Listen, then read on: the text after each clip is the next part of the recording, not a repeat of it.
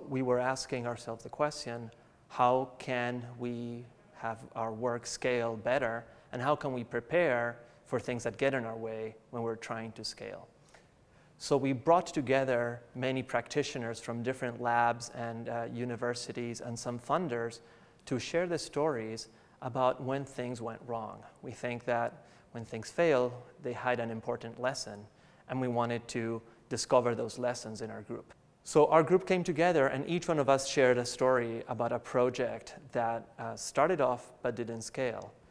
Every one of our projects were creative, they had innovation, they had a theory of change that was compelling, they had buy-in from stakeholders, and they had buy-in from the users and the community, and yet each one of them had something that didn't allow them to grow as expected.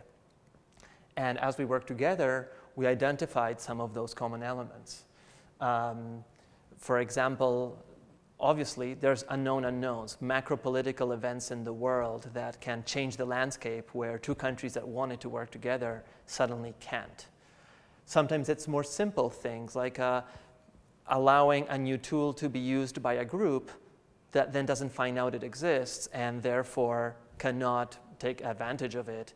And just because of a lack of marketing maybe, something that could have changed many lives never does because everybody's too busy with their daily job to try something new.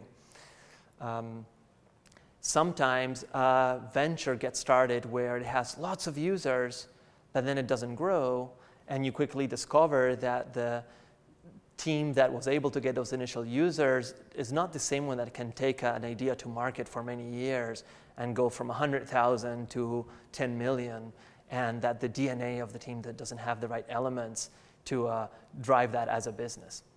One of the projects that we discussed was a very interesting example of a product that could have changed the livelihood of millions, but yet it didn't.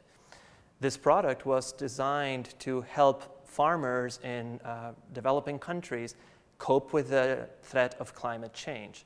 As the climate changes, yields become more unpredictable, and the livelihood of these farmers is at risk.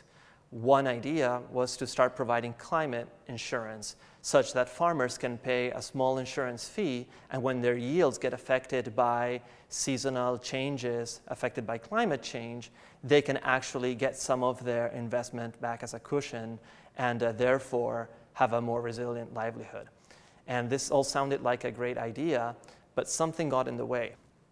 One of the things that happened in this project is that it was not like aspirin, it was like vitamins. And we use this phrase to describe something that maybe is good for you, but that you don't know you need. If you have a headache, you get an aspirin, but why would you get vitamins? But how to help rural farmers understand the threat of climate change is an issue.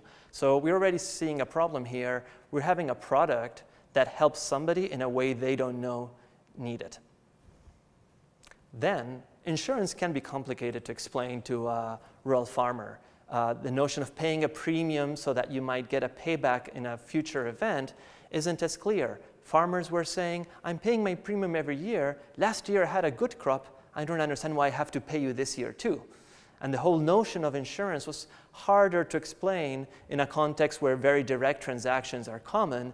So now you're also seeing that the product may be a bit complex to explain, and how does it work and how does it benefit you is not directly tied to how you pay. So it was hard to market and hard to get ongoing acceptance from the people who pay for it.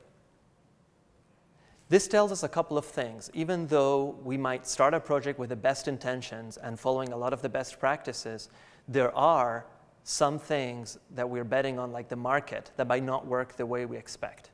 We hope that by working on our different projects and coming up with examples of how to avoid pitfalls to scale, we could at least make it harder to commit the same mistakes over and over and make the practice of labs around the world better as their projects grow.